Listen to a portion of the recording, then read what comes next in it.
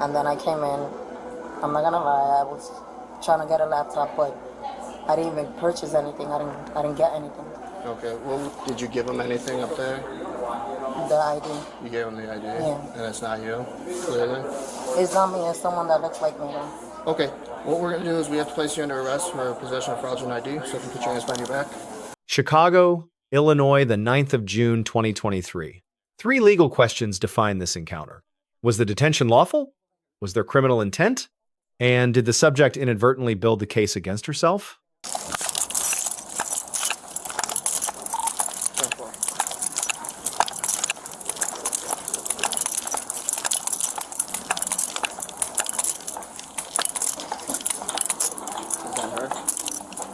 Trying to walk out the exit doors. No.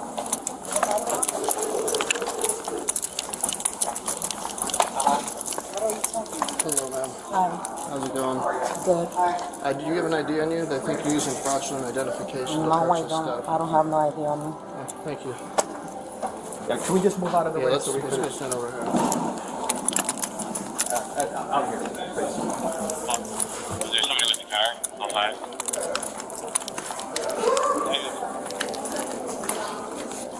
Where'd you get this ID from? That's not me in the ID. Huh? That's not me. That's not you? No. Looks like you. That's not me. That looks like you. That does not look like me. That looks like you. Under Florida v. Bostick, 1991, the initial store contact was a consensual encounter. No seizure had yet occurred.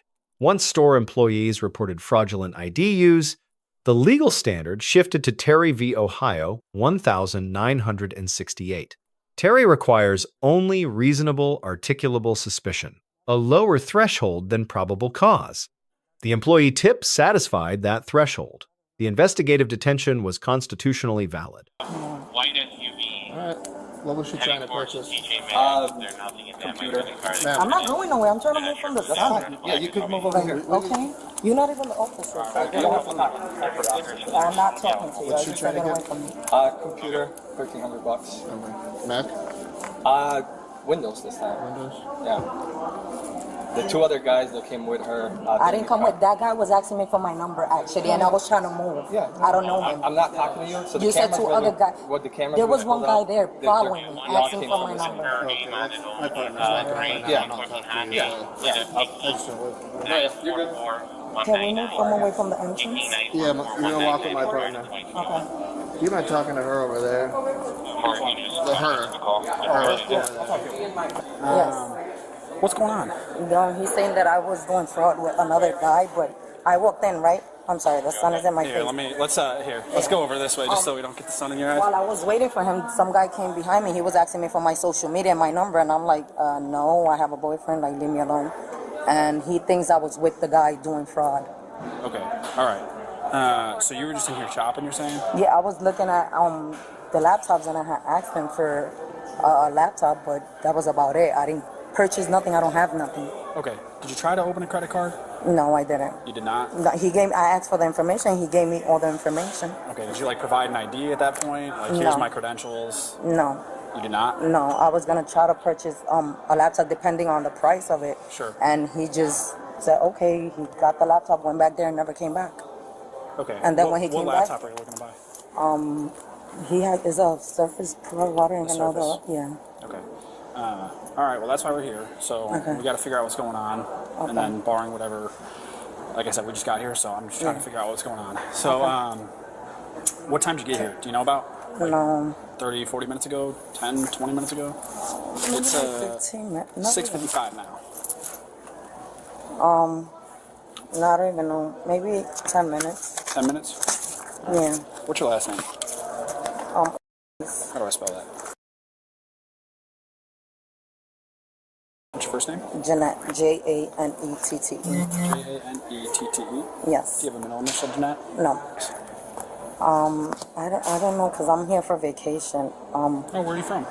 I'm from New York, Oh, okay. originally, yeah. Can I answer, because I had left the Uber, and I had like 2 addresses, so he could take me back. You're with the Uber? Yeah, but he left, so. Okay, yeah, just let him know it's going to be a minute. All right, give me 1 second. Okay, just stay over here, though. Okay. The governing charge. Illinois identity theft, unter 720 ILCS 516 bis 0,1. The statute criminalizes knowingly using another's identification to fraudulently obtain goods or services. Knowingly is the mens rea, the mental element. Prosecution must prove beyond reasonable doubt. Illinois courts interpret knowingly as awareness of a high probability the ID belongs to another person.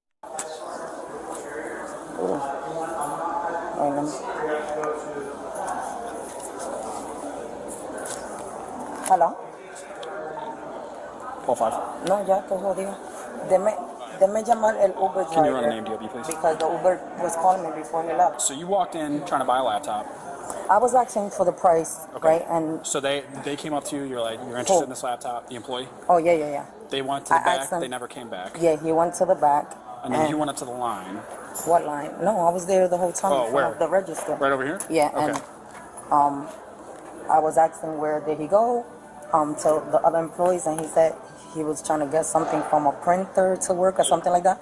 And then when he came back, I was about to walk out, and then right before I was about to walk out, he ran behind me, and the officer came in. Okay. What about these guys? You said there were some guys. No, that came up. they could check the camera. There was a guy. I'm standing on one of these aisles, and a guy came behind me asking me for my Instagram and cell phone number. It was a dark-skinned guy, and I told him, no, I don't have. He was like, so you don't have social media? I'm like, no, I have a boyfriend. You said it was a dark-skinned guy. Yeah, he had like braids. Like dreads. Dreads or braids, I don't know, and a hat.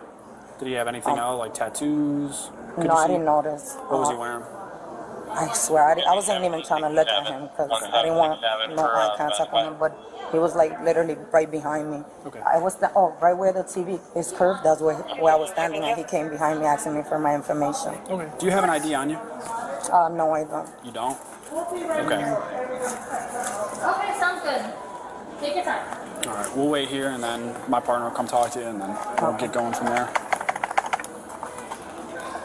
But you're saying you don't know this guy at all? At all. Okay. At all. Like if they check the camera, you could, well, I mean, I don't know if they could hear at least. Sure. If they could hear him asking me for my number. But you're and for saying my you kind of social brushed him media. off, right? Yeah, I tried not. I turned around and I'm like, oh no. He said before you go back to the guy, because he was helping me.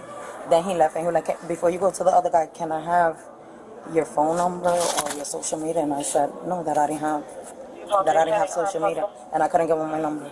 Okay. But I don't know him at all. Okay. How'd you get here today? In an Uber. You Uber? Okay. Are you staying like in a hotel in the local area, or Yeah, well, I already checked out the hotel. where were you staying? And You find where you live? Try to New York, please. it was the I have to check 29 my from 30, email. we found one.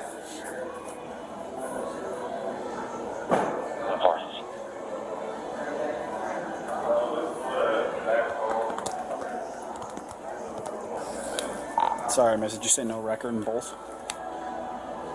Yeah, no record, New York and Illinois. On camera, the subject stated, "Clearly, it's not me, it's someone that looks like me." That statement acknowledges she presented ID she knew was not hers. It directly satisfies the knowingly element. Under Illinois v. Gates, 1983, probable cause is assessed under the totality of circumstances. The subject's own admission, combined with the employee report, established probable cause. The arrest was legally supported. One viable defense: no completed transaction. The statute requires obtaining property, not merely attempting to. Illinois courts are split on whether attempted fraud alone satisfies 720 ILCS 516 to 0.1. This remains a contestable issue at trial. Okay. No, Are you out of New York? if I'm out of New Like, York, do you live in New York? Yes, I That's do. where your driver's license is out of. Yeah, Your government ID. yes, from New York. My birthday, yes. Okay, because we're not getting anything back on there, which means that you don't exist. I never been arrested. How I don't exist? No, I'm talking about like your driver's license. Oh, So that yes. means No, you're. yes. I've never been arrested or nothing. No? Okay. When I was in middle school for fighting and stuff like that, but No, not. that's nonsense. Yeah. How long you live in New York? Getting out of that All way, my life. out of New York.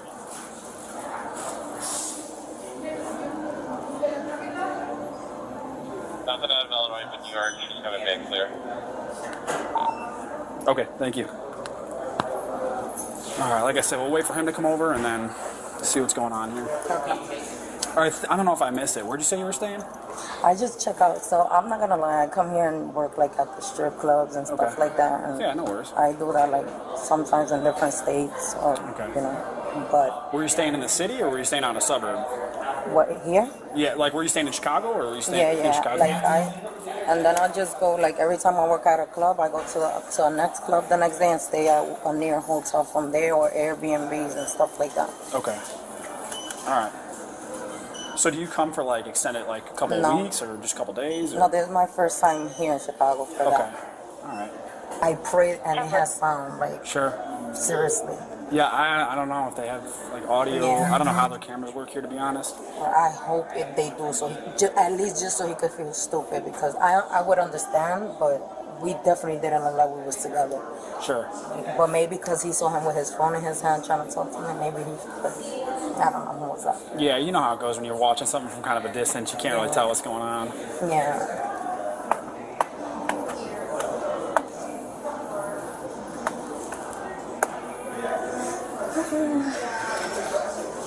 When are you heading back to New York? I was just trying to make money to pay my freaking bills, and then I didn't even have like flight or anything to leave yet. No shit. So I was going through a hard time, and I have kids and bills and. How many kids? Two.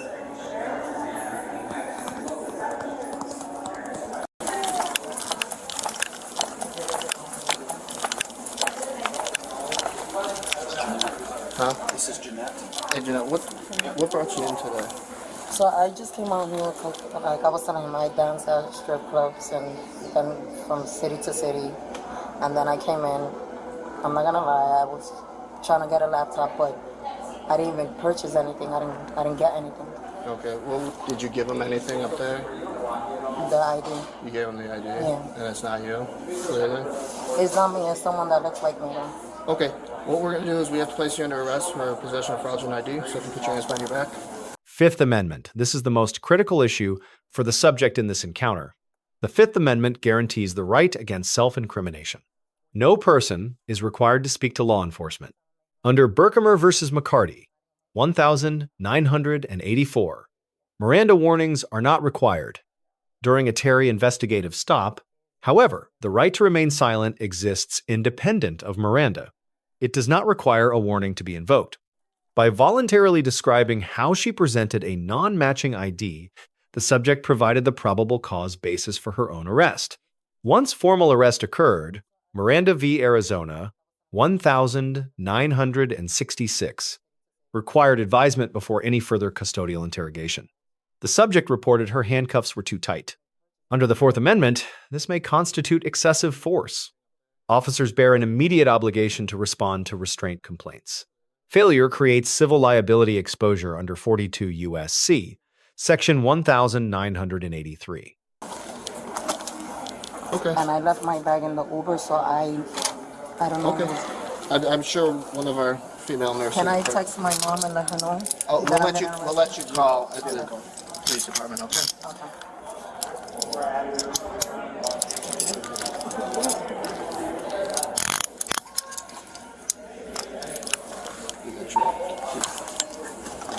This is too tight on this side. Let me get it. One female 95.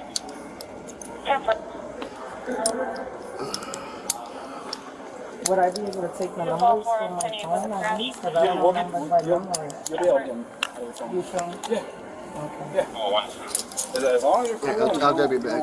I got your bag. Let go of your bag. I can drive it? Yeah. We're going to walk outside.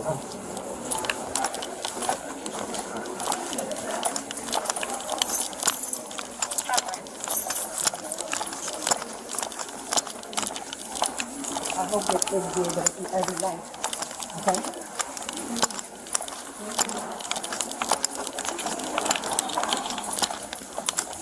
Hold on, I gotta come to the corner of the town. We're going to walk over here. 3044. Does your mom live in Illinois? You currently live in Illinois? Okay.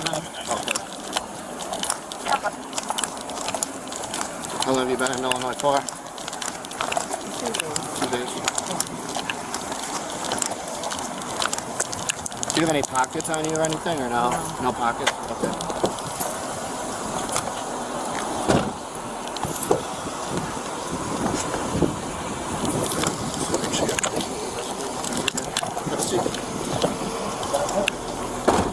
Wait, with the thing there? Yeah, it's just a gonna seatbelt. buckle. Yeah, it's just gonna go across your back. Oh my.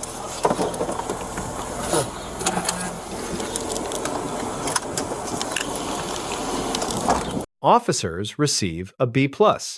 Lawful detention, appropriate force, consistent de-escalation throughout, grade reduced, unconfirmed response to restraint complaint, and no documented Miranda advisement following the arrest. The subject receives a B-. Physical compliance was commendable, no flight, no resistance. Grade reduced. She voluntarily provided self-incriminating statements without invoking Fifth Amendment protections, a decisive legal error. The department receives a B. De-escalation training is visibly reflected in officer field conduct. Grade reduced for gaps in documented restraint compliance and post-arrest Miranda protocol. Lesson 1. The right to silence does not require a Miranda warning. It can be invoked at any point, at any stage of an encounter. Lesson 2. Probable cause can be built entirely from voluntary statements. Speaking without counsel present is a measurable legal risk. Lesson 3. Restraint complaints must be addressed immediately. An unresolved complaint of tight handcuffs is a documented Fourth Amendment claim. Let us know if there is an interaction or legal topic you would like discussed in the comments below. Thank you for watching.